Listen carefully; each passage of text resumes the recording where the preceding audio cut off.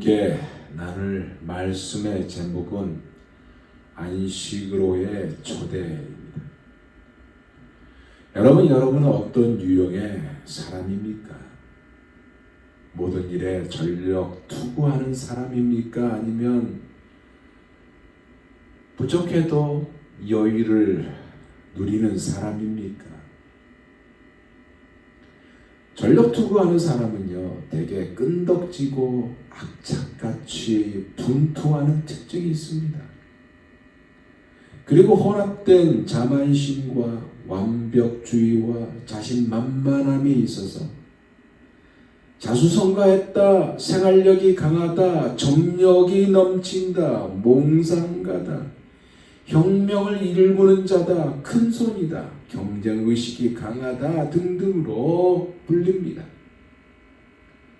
그런데 이들에게는요, 이것만이 아니라 분노와 우울과 좌절, 불만, 탐욕, 권력에 대한 욕심, 혼란의 감정들이 걱정과 함께 자주 나타난다는 특징이 있습니다. 특히 무언가를 위해 계속 만들어 가는데 목표를 추구하느라 에너지를 쏟아붓지만 채워지지 않는 느낌이 든다고 합니다. 마치 잠언 1장 14절에 나온 말씀처럼 바람에 잡으려는 것의 모습이에요. 이것이 과연 하나님께서 원하는 모습이냐는 것이에요. 하나님은요, 우리에게 우리 방식대로 우리 힘으로 맞서라고 하신 적이 없습니다. 그리고 우리의 선행을 대거 끌어모아 당신의 은총을 얻어내라고 요구하신 적도 없습니다. 다만 자신의 안식에 들어오라고 우리를 초대하십니다.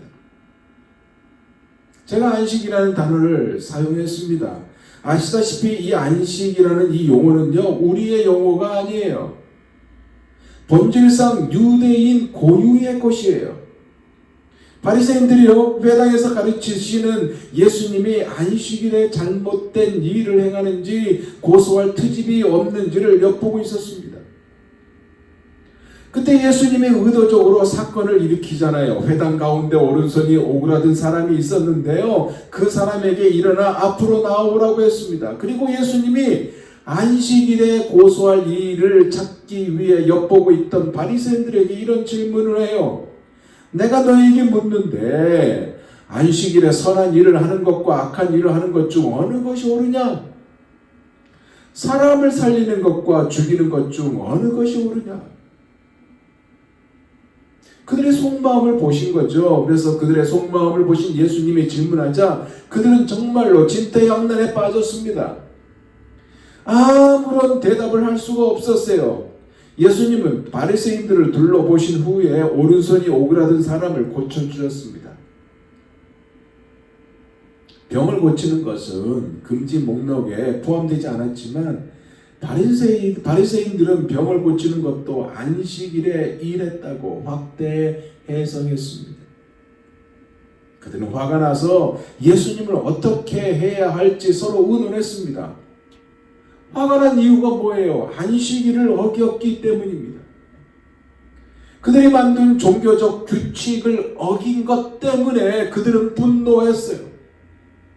장애가 고쳐지는 역사가 나타났음에도 불구하고 규칙을 어겼다는 이 집착에 하나님의 뜻을 보지 못한 결과입니다. 안식일에 밀 이삭을 따서 손으로 비벼 먹은 일이나 이렇게 회당에서 손이 오그라든 사람을 고쳐준 일을 정당하다고 말씀하셨어요. 누가요? 예수님이. 왜냐하면 당신이 바로 안식일의 주인이라는 것이고 당신이 안식일을 제정하신 분이기 때문에 그렇습니다. 그렇게 하나님의 제정하신 안식을 올바로 이해하지 않고는요, 예수님과 유대인들 간의 안식일 분쟁, 이 안식일 분쟁을 이해할 수가 없는 거예요. 안식의 주인이신 예수님이 안식에 들어오라라는 초대를 알면요, 예수님이 이 땅에 오신 분명한 이유, 그러니까 아들의 사명을 아는 것입니다. 그런데요, 이 안식은요 정말로 오래된 것이잖아요. 아주 오래되었어요. 왜냐하면 창조에서 비롯되었기 때문에 그렇습니다. 하나님이요 세상을 창조하시고요 질서와 목적을 부여하시며 세상이 활짝 피어나는데 필요한 생명과 모든 것을 불어넣었습니다. 그리고 7일째 되던 날 어떻게 하셨어요? 모든 활동을 쉬시고 자신의 작품을 살펴보시면서 좋았다라고 선언하셨습니다. 매우 좋았다. 그러니까 당신의 작품은 완성이죠. 미화는 하나도 없어서. 그리고 인류는요 하나님이 창조하신 이 풍요를 돌보기만 하면 되었어요. 그 풍요 안에는 하나님의 친밀한 관계를 누리는 기회도 포함되어 있습니다. 이렇게 안식은 태초부터 하나님의 의도하신 모든 것이었고 이것이 안식으로 구현되었습니다. 이 안식을 위해 때가 차매 하나님은 당신의 언약 백성의 부르짖음을 들으셨고 한 왕자에서 목자가 된 모세를 택하셨습니다. 이 언약 백성들을 애굽에서 이끌어내어 그들의 조상 아브라함에게 약속한 땅으로 인도하게 하셨는데 여정 내내요 약속의 땅을 안식할 곳과 안식 즉 안전하게 살리며 고생 없이 하나님의 풍요를 누릴 수 있는 곳 출애굽기 3장 8절에 말씀하신 아름답고 광대한 땅 젖과 꿀이 흐르는 땅으로 칭하셨습니다. 그것으로 이제 들어가기만 하면 돼요. 그런데 어떻게 해요? 약속의 땅 경계에서 즉 이곳에 이르러서 주춤합니다. 그곳의 이름이 바로 가데스 바네예요.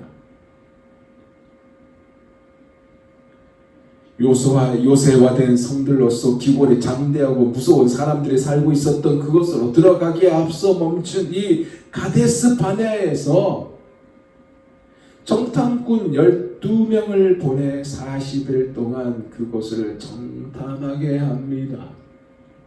생각해 보세요.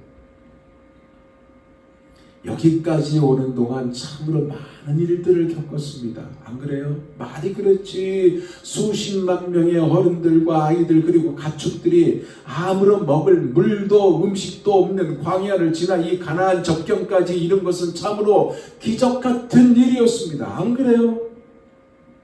말로 표현할 수 없는 기적과 이적을 통해 이 가나안 접경인 가데스 바네아까지 오게 되었고 이제 정탐꾼을 보내는데 하나님의 명령에 따라 12명의 정탐꾼들이요 40일 동안 정탐을 마치고 돌아와 보고를 합니다.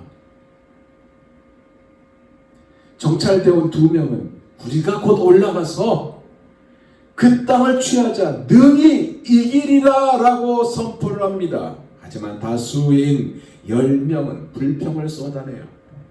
그 내용이 민수기 13장 31절에서 33절에 나옵니다. 들어보세요. 그와 함께 올라갔던 사람들은 이르되 우리는 능히 올라가서 그 백성을 치지 못하리라. 그들은 우리보다 강하니라 하고 이스라엘 자손 앞에서 그 정탐한 땅을 악평하여 이르되 우리가 두루 다니며 정탐한 땅은 그 거주민을 삼키는 땅이요 거기서 본 모든 백성은 신장이 장대한 자들이며 거기서 네필린 후손인 아낙 자손의 거인들을 보았나니 우리는 스스로 보기에도 메뚜기 같으니 그들이 보기에도 그와 같을 것입니다. 소수는요 여호와가 우리와 함께 하신다 그들을 두려워할 필요가 없다라고 간곡히 당부하는데도 겁먹고 믿음이 없는 이들은 하나님을 믿지 않았고 아니 보지 않기로 결정을 하려 했고 그렇게 결정을 내렸어요. 지금까지 그토록 신실하게 인도해야 오신 하나님 자신을 제외한 제 현실을 선택했는데 믿음까지 빼버렸습니다. 그 결과 어떻게 돼요? 안식에 들어가지 못하고 40년 동안 떠돌이처럼 광야를 헤맬 것이라고 하나님의 선포하심을 듣게 됩니다. 그 기간 동안 믿음 없는 그들은 정처 없이 떠들면서 하나님이 날마다 공급해 주신 만나와 메추라기를 먹으며 여생을 이어갔는데, 하나님이 그들의 몫으로 떼어두신 풍요를 거인들이 소비하는 동안 정말로 메뚜기처럼 살았습니다. 그리고 많은 시간이 지난 후 시편 기자가 오늘 읽은 이 본문 시편 95편 6절에서 11절을 추억의 사진으로 되살리고 있습니다. 다시 읽어봐요. 오라, 우리가 굽혀 경배하며 우리를 지으신 여호와 앞에 무릎을 꿇자. 그는 우리의 하나님이시여 우리는 그가 기르시는 백성이며 그의 손이 돌보시는 양이기 때문이라. 너희가 오늘 그의 음성을 듣거든 너희는 무리바에서와 같이 또 광야의 마사에서 지냈던 날과 같이 너희 마음을 완악하게 하지 말지어다.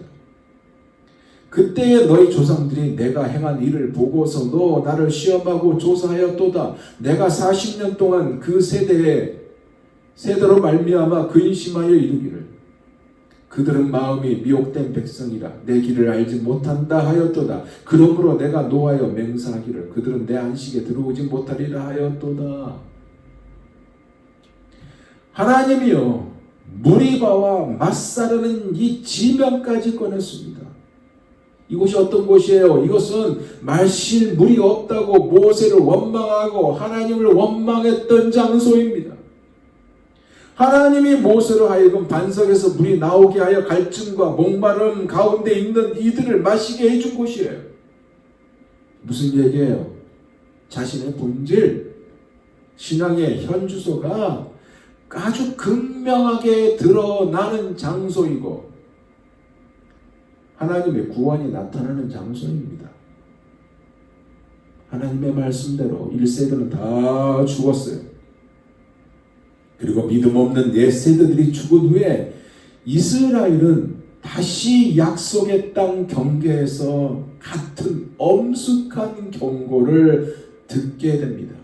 그 말씀이 어떤 말씀이냐? 신명기 6장 10절에서 12절 말씀이에요. 들어보세요. 내 하나님 여호와께서 내 조상 아브라함과 이삭과 야곱을 향하여 내게 주리라 맹세하신 땅으로 너를 들어가게 하시고 내가 건축하지 아니한 크고 아름다운 성읍을 얻게 하시며 내가 채우지 아니한 아름다운 물건이 가득한 집을 얻게 하시며 내가 파지 아니한 우물을 차지하게 하시며 내가 심지 아니한 포도원과 감람나무를 차지하게 하사 내게 배불리 먹게 하실 때에 너는 조심하여 너를 애굽 땅 종되었던 집에서 인도하여 내신 여호와를 잊지 말고.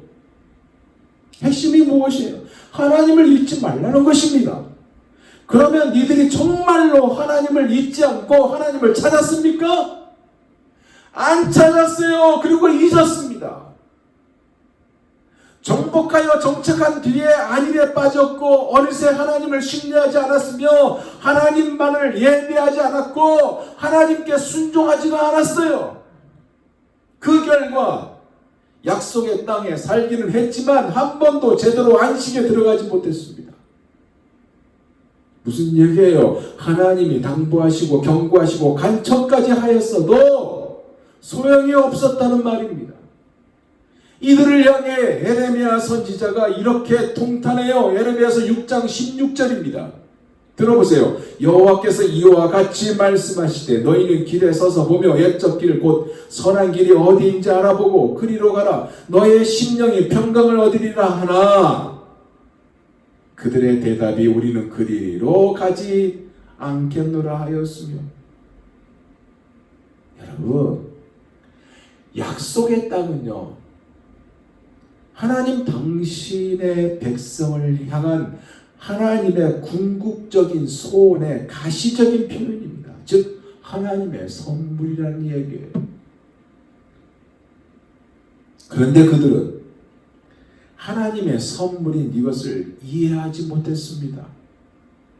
그러면 이 선물은 어떤 것입니까?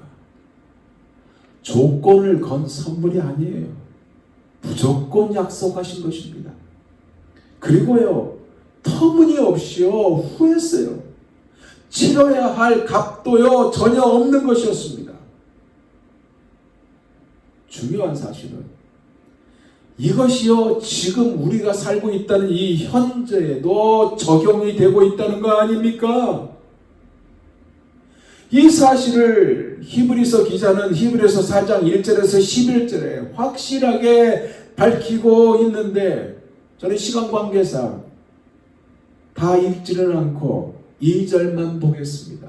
2절입니다. 그들과 같이 우리도 복음 전함을 받은 자이나 들은 바 그 말씀이 그들에게 유익하지 못하는 것은 듣는 자가 뭐와?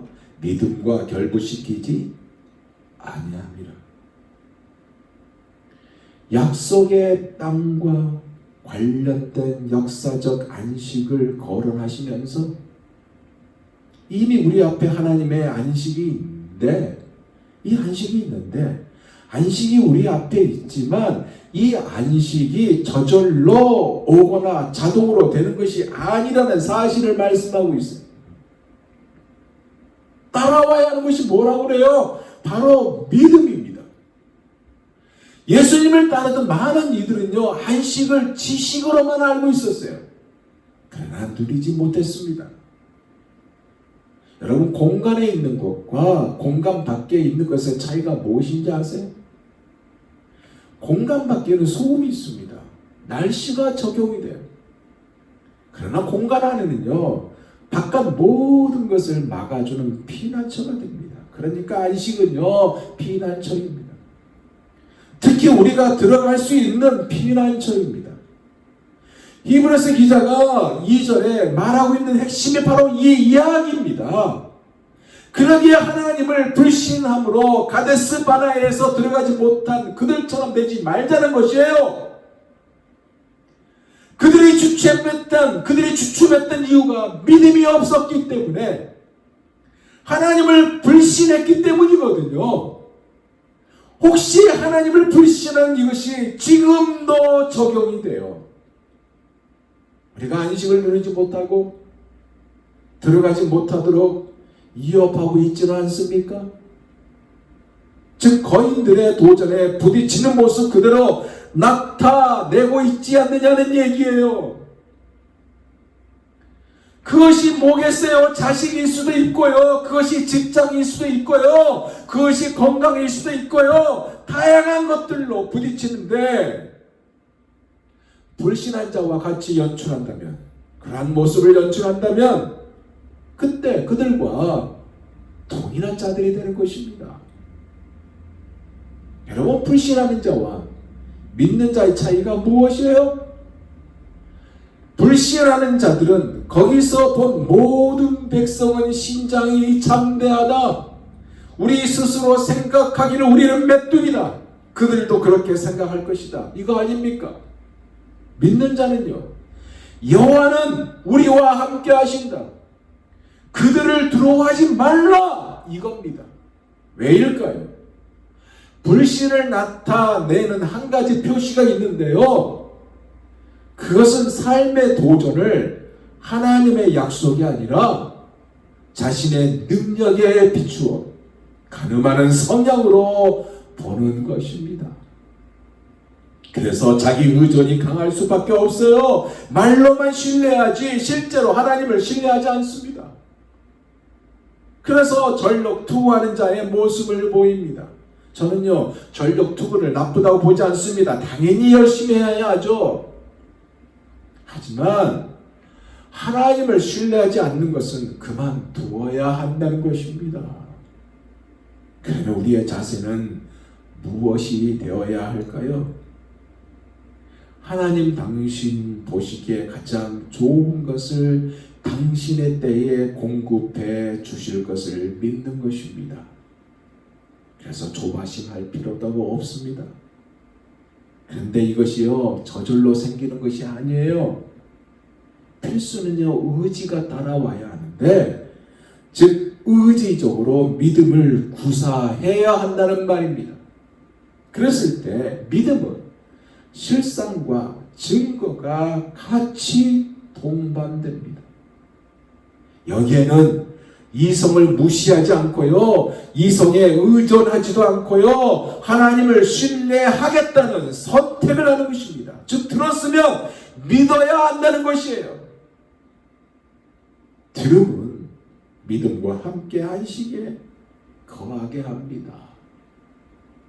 이제 말씀을 맺겠습니다. 사랑하는 여러분, 우리는 어떻습니까? 혹시 하나님이 이미 공급하신 것을 우리의 힘으로 이루려고 덤비지는 않습니까? 안식에 들어가려면요, 먼저 하나님의 진리에 겸손히 순복하고요, 그분을 온전히 의지하며 그분께 가야 합니다. 즉 자신의 능력과 성취의 힘을 실었다면 이제 그 힘을 그분의 공급하심에 두는 것입니다. 하나님은 지금도 우리가 당신의 안식에 들어오라고 초대하고 계십니다. 이것은 이스라엘만 국한된 것이 아니에요. 불순한 자들이요, 불순종하는 자들이 안식을 훼손했고요, 자기 힘을 믿는 자들이 안식을 무시했으며 자기 의에 빠진 자들이 안식을 참으로 변질시켰어도 계속 안식을 열어주셨습니다. 왜요? 가디로스 임마누엘, 우리와 함께 하시기 때문에 그렇습니다. 그것도요, 마치 열애실에다가 우리의 각자 자리를 예약해 두셨습니다. 왜냐하면 거기서 당신이 여러분 우리의 가장 깊은 갈망을 채워주시고요, 우리의 모든 필요를 공급해 주시기를 원하시기 때문에 그렇습니다. 그러기에 히브리서 기자는 히브리서 4장 11절에 그러므로 우리가 저 안식에 들어가기를 힘쓸지니 이는 누구든지 저 순종하지 아니하는 본에 빠지지 않게 하려 함이라 라고 하나님의 베푸시고 계심을 선언하고 있습니다. 이제 하나님을 불신하지 않기를 원합니다. 하나님을 그분의 실체대로 믿으시기를 바랍니다. 그분은 전능하시고요, 변함없이 선하시며 우리를 당신의 가슴에 품고 계신 분입니다. 그분 앞으로 주저없이 여러분의 것을 가져가기를 원합니다. 아무리 사소한 문제가 있다 하더라도 그분의 능하신 손 안에 놓으면 문제의 크기는 작아진다는 이 사실을 믿으시기 바랍니다.